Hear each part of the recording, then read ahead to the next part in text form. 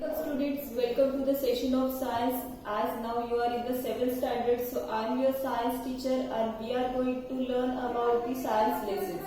So this is first day of your lecture, okay? So what is your first lesson of science? The first chapter is nutrition in plants. Now what is nutrition? Nutrition क्या होता है? We humans, can you tell me why do we eat food? हम food क्यों intake करते हैं, क्यों consume करते हैं फूड? फूड खाने से हमें एनर्जी मिलती है. Food gives us various nutrients and that nutrients provides us energy to perform various life processes. Okay, हम जब कोई भी फूड खाते हैं तो फूड हमें वेरियस टाइप्स के न्यूट्रिएंट्स प्रोवाइड करता है, like carbohydrates, fats, minerals, vitamins, proteins etcetera. और इनके सबके फंक्शंस आपने प्रीवियस स्टैंडर्ड में ऑलरेडी आप लोग पढ़ चुके हो कि कौन से प्रोटीन कौन से न्यूट्रिएंट्स आपको कौन सी बॉडी के फंक्शन में यूजफुल होते हैं. सो वो हम अभी रिपीट नहीं करेंगे because as you are aware about that. So what is nutrition? Nutrition means the process by which organisms obtain nutrients from its food is called nutrition. ऐसी प्रोसेस जिसमें ऑर्गेनिजम्स जो है वो जो फूड इंटेक करते, जो फूड वो खाते हैं, उससे जब वो न्यूट्रिएंट्स ऑब्टेन करेंगे वो प्रोसेस को हम बोलते हैं nutrition. I am repeating the definition once again.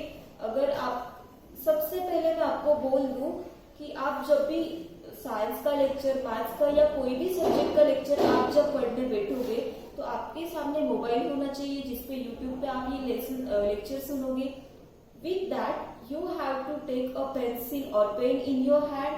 Your textbook should be in front of you and your notebook or your rough book should be there with you. आपकी एक notebook आपके पास रहेगी, आपके लैप्स पे आपकी नोटबुक रहेगी, आपकी book आपके सामने रहेगी, आपके हाथ में पेंसिल और पेन भी आपके साथ चाहिए.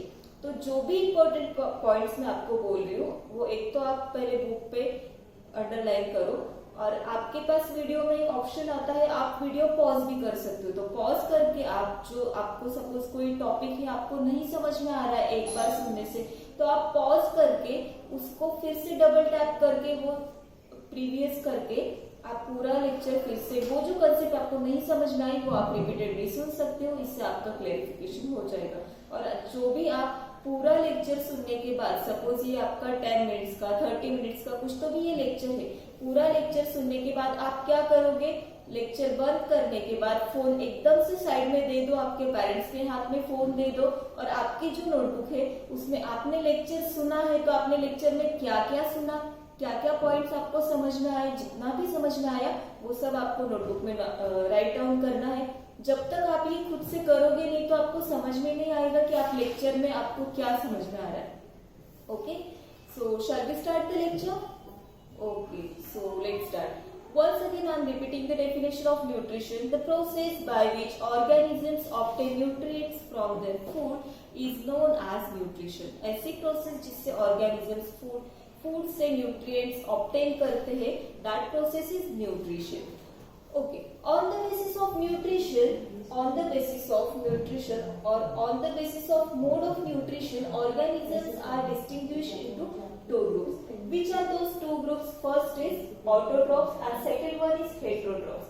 Autotrophs क्या होता है? First of all, देखो मोदी जी की अभी एक पूरे इंडिया में एक मुहिम चल रही है, बॉयकॉट चाइना, आत्मनिर्भर भारत. बॉयकॉट चाइना वो हमारा पार्ट नहीं है, हम उसमें नहीं एंटर करेंगे, वो जीके का हो गया. बट आत्मनिर्भर भारत मतलब कि क्या? हमें एक ऐसी कंट्री बनानी है, हमें ऐसा भारत बनाना है जो आत्मनिर्भर यानी कि सेल्फ डिपेंडेंट होगा, जो किसी और पे डिपेंड नहीं होगा, जो खुद को जो इसेंशियल्स है, खुद को जो लगने वाली चीजें जो भी है, खुद के लिए जो भी हमें चाहिए लाइफ के लिए, तो वो सब हम खुद बनाएंगे. सो ऑटोट्रॉफ्स आप कैसे याद रखोगे? ऑटोट्रॉफ्स यानी कि आत्मनिर्भर. ऑटोट्रॉफ्स क्या होता है? Organisms which makes there own food by using simple substances from their surrounding are called autotrophs. ऐसे ऑर्गेनिजम्स जो खुद का फूड खुद प्रिपेयर करते हैं और वो कहाँ से प्रिपेयर करेंगे? उनके सराउंडिंग में जो भी सिंपल सब्सटेंसेस अवेलेबल है, जैसे कि प्लांट्स. सपोज अभी हमारा चैप्टर हमें बताता है कि nutrition in plants, as name suggest कि हम जो भी ये प्लांट्स के बारे में पूरे चैप्टर में पढ़ने वाले हैं. तो ऑटो ये ऐसे प्लांट्स होंगे जो खुद का फूड खुद प्रिपेयर करेंगे using simple substances present in their surrounding. अभी सिंपल सब्सटेंसेस प्लांट्स के सराउंडिंग में क्या प्रेजेंट रहेंगे, एक तो उनकी जो रूट्स की अंडरलाइंग सॉइल होती है, रूट्स के साइड में जो उनकी सॉइल होती है वहां से वो न्यूट्रिएंट्स कुछ तो भी ऑब्टेन करेंगे। या सपोज उनको वाटर चाहिए, हम क्या करते हैं, वाटरिंग करते हैं, यानी कि प्लांट्स के रूट्स को पानी देते हैं, तो वो पानी वहां से उनको मिल जाएगा फूड प्रिपरेशन के लिए। As they required water they will get water from that soil. Food prepare करने के लिए उनको कार्बन डाइऑक्साइड भी चाहिए, तो कार्बन डाइऑक्साइड कहाँ से वो ऑब्टेन करेंगे, फ्रॉम देयर सराउंडिंग। जो एटमोस्फियर है, जो एयर है, प्लांट्स के सराउंडिंग में जो एयर है, एयर से उनको कार्बन डाइऑक्साइड भी मिल जाएगा। So autotrophs, I am repeating once again, autotrophs are the organisms that make their own food by using simple substances from their surrounding. So the examples of autotrophs, some of the plants. देखो underline करो मेरे words को, आप inverted commas में डाल लो। Some plants, I am not saying all plants. Why all plants are not autotrophic, because सब प्लांट्स ऐसे नहीं है जो खुद का फूड खुद प्रिपेयर करोगे। आपके लेसन में आप आगे जाके देखने वाले हो पैरासिटिक प्लांट्स होते हैं, कुछ सैप्रोफाइट्स होते हैं, कुछ इंसेक्टिवोरस होते हैं, मतलब कि जो ऐसे भी प्लांट्स है जो इंसेक्ट खाते हैं, मतलब कि कोई और ऑर्गेनिजम्स को खा के वो अपनी जो भूख है वो मिटाने की कोशिश करते हैं, वो खुद में फूड उनका प्रिपेयर नहीं होता है। That's why I am saying some plants are autotrophs. Again unicellular algae, unicellular क्या होता है, cells. Cell is the basic structure of our body as we know. हमारी बॉडी किससे बनी होती है, सेल से। सेल जो है बेसिक स्ट्रक्चर है, और सेल जो है ये स्मॉलेस्ट यूनिट है हमारे बॉडी सिस्टम का। So unicellular means the organisms which are made of only single cell, जो सिर्फ एक ही सेल से बने हैं, ऐसे जो ऑर्गेनिजम्स है उनको बोलते हैं unicellular. So the examples of autotrophs are some bacteria, unicellular algae, some plants, etc. Okay. Then we will move to heterotrophs. Heterotrophs क्या है, autotrophs के exactly opposite. The organisms which do not make their own food and they are dependent on other organisms for their food are called heterotrophs. Heterotrophs क्या होते हैं, ऐसे organisms जो खुद का फूड खुद प्रिपेयर नहीं करेंगे और किसी दूसरे ऑर्गेनिज्म पे डिपेंड करेंगे for their food. These are heterotrophs. Like we humans, हम खुद का फूड खुद प्रिपेयर करते हैं क्या, हाँ, किचन में जाके हम कुकिंग करके फूड प्रिपेयर करेंगे, बट फूड प्रिपेयर करने के लिए भी जो इंग्रेडिएंट्स चाहिए तो हम वो किसी से ऑब्टेन करेंगे ना। लाइक वेजिटेबल चाहिए तो वो हमें प्लांट से मिलेंगे, हम थोड़ी ना खुद के वेजिटेबल्स खुद बनाते हैं, no. So we humans are also heterotrophs. Now, let's move on to the next topic, that is photosynthesis. Photosynthesis ये क्या होती है? Photosynthesis is the process in which most of the plants make their own food in the leaves by the process of photosynthesis. ऐसी process जिसमें light energy, जो sunlight है, सन से आने वाली जो सनरेज है, सनलाइट की जो एनर्जी है, इसको केमिकल रिएक्शन करके केमिकल एनर्जी में इसको कन्वर्ट किया जाता है, और ये एनर्जी से सन की जो आने वाली सनरेज है, इससे जो एनर्जी मिलती है, इससे प्लांट्स के लीव्स में फूड प्रिपेयर होता है प्लांट्स का। This process is known as photosynthesis.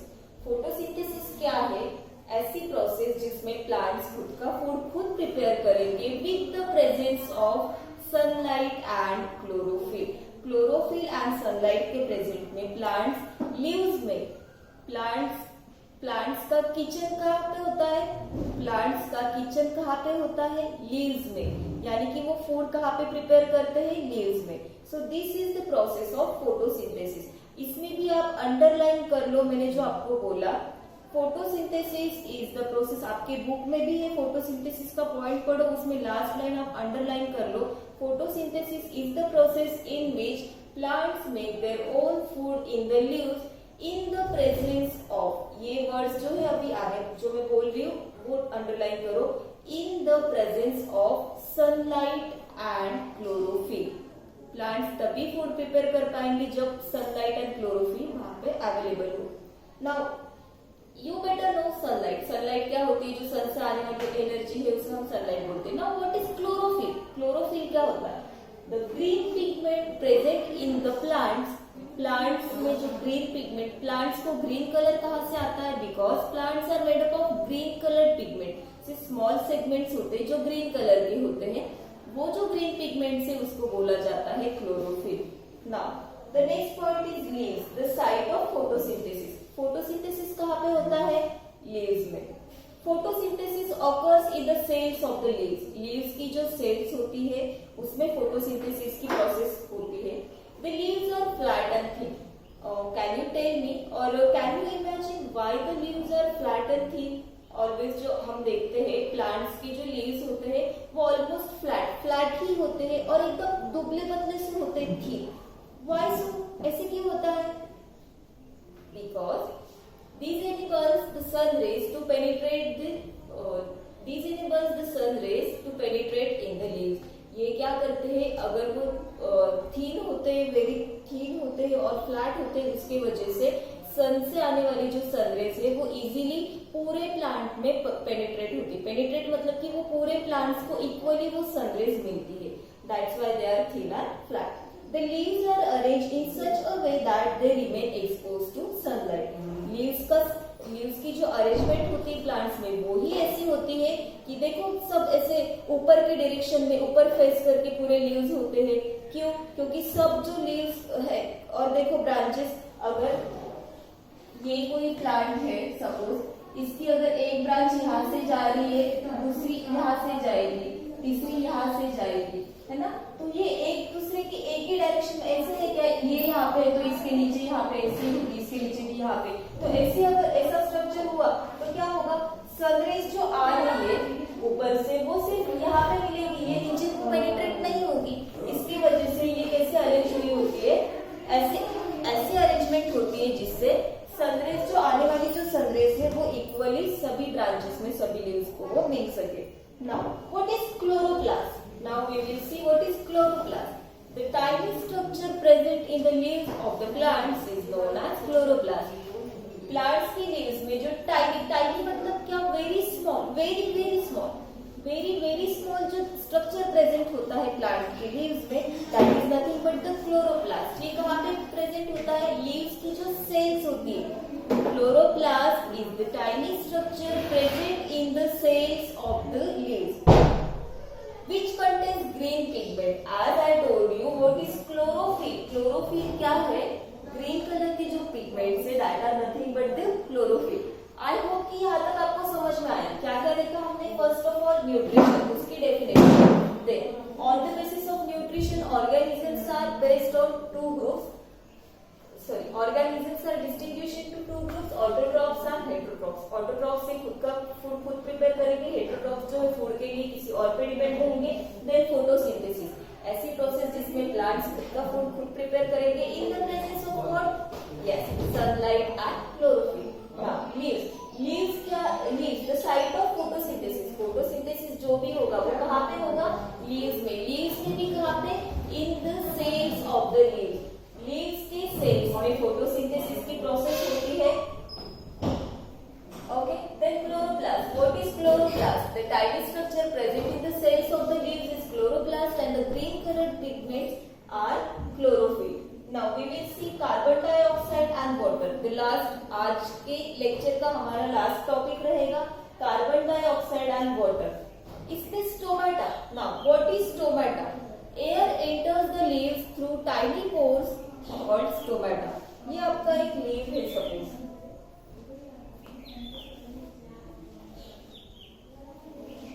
Okay, ये एक लीव का structure.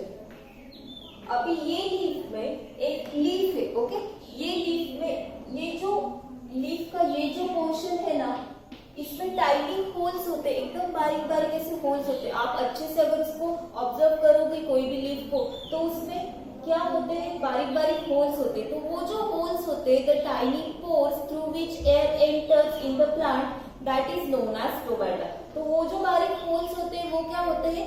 Stomata. Now what xylem? Xylem क्या होता है? Water observe by the roots reaches the leaves and other parts of the plants through bundles of tubes are called xylem.